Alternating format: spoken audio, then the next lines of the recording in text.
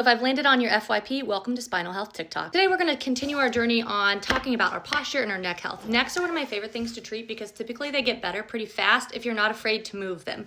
They might get a diagnosis of like degenerative disc disease or cervical stenosis or some other things like that, and it makes them like afraid to move their neck, which can make the problem worse. Some of these are review from the past week, but then the end I'm going to show you the chin tuck is a game changer for one specific exercise.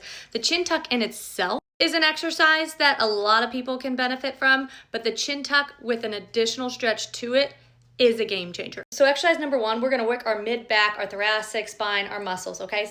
Shoulder blade squeezes, scapular retraction, whatever you wanna call it. You sit up tall and you take your shoulder blade and you're gonna pull them back and down as if you were like trying to put them in your back pocket. I'm lifting my chest a little bit. My shoulders going back and down. We're not bringing our shoulders up to our ears, okay? We're sitting up tall and we're bringing our shoulders back and down.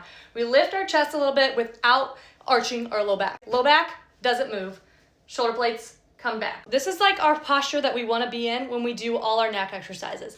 Do not do neck exercises from this position, please. Exercise number two, the chin tuck. We talked about this one. You sit up nice and tall, tuck your chin straight back, hold 1, 2, 3, relax. Hold 1, 2, 3, relax. We're not going down, we're not going up, we're going straight back. A lot of my patients, when they come in with neck pain, chronic neck pain, they've had it for a long time, they're doing lots of stretches where they're like stretching the muscles like this, okay? But rarely are they going up at all. Our spine is made to move in all the directions, okay? So if you can move all the way here and all the way here, but you can't move here, you've got an impairment that you need to address. So most people, when I ask them to look up, they have pain. They don't necessarily enjoy it. Some people will get dizzy. Some people will get shooting pains down their arms and into their shoulder blades. Listen to your body. Not all these pains say don't do it. You just need to use your discretion, okay? But I want to show you something, okay? So if I just look up, I don't know if you can see my neck. I have no chin tuck here, okay? What I'm doing is I'm moving at like 1 or 2 vertebrae. I'm hinging at my most mobile spot.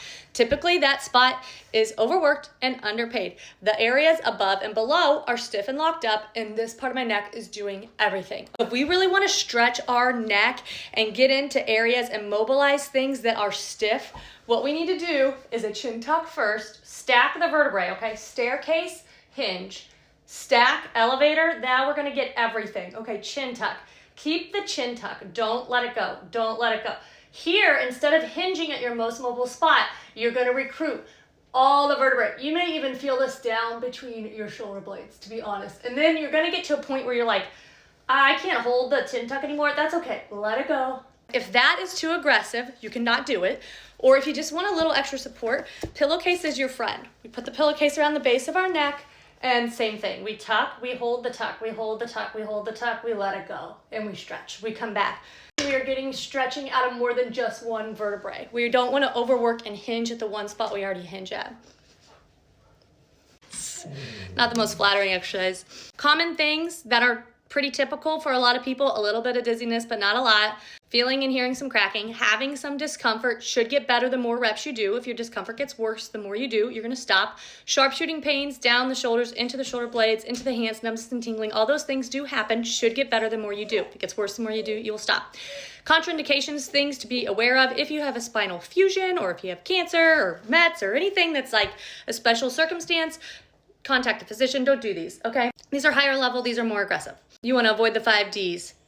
No double vision, dizziness, difficulty swallowing, difficulty talking, and like if you randomly fall over, obviously you wouldn't want to do this. Drop attacks. Stay away from the drop attacks. Did I forget any?